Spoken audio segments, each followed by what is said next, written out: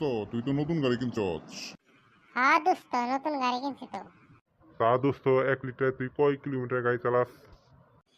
আরে দোস্ত 5 কিলো চালাই। আরে দোস্ত তোর গাড়ি কি রাক্ষস নাকি 5 কিলো যেতে 1 লিটার গিলে খাই? আরে না দোস্ত, আমি চালাই 5 কিলো আর বাকি 25 কিলো চালাই আমার বউ।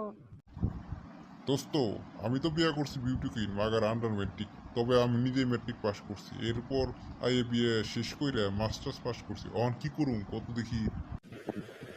তুই তো দেখতাছি তোর লাইগা তোর বাপের চাইতে বেশি করে ফেলাইছস।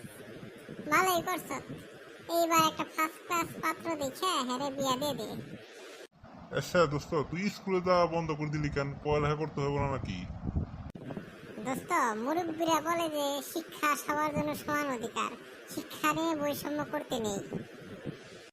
মানে তোর কথা বুঝলাম না। তার মানে হইল গিয়া বেশি পড়াশোনা কইরা অন্যের সঙ্গে বৈষম্য করতে চাই না। দোস্ত আমার চোখ দুইটা মনে হয় আর কাজ করতেছে না, মনে হয় চোখের মরণ বনে আসছে। কেন, কি হয়েছে? আরে আজকাল চোখে কম দেখি। কিভাবে বুঝলি?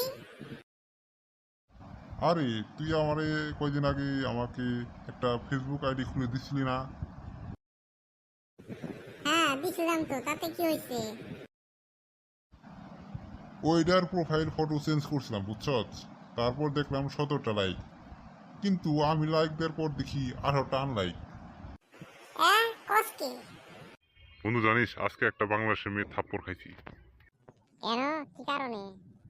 নাম নেই, তেমন কিছু করি নাই।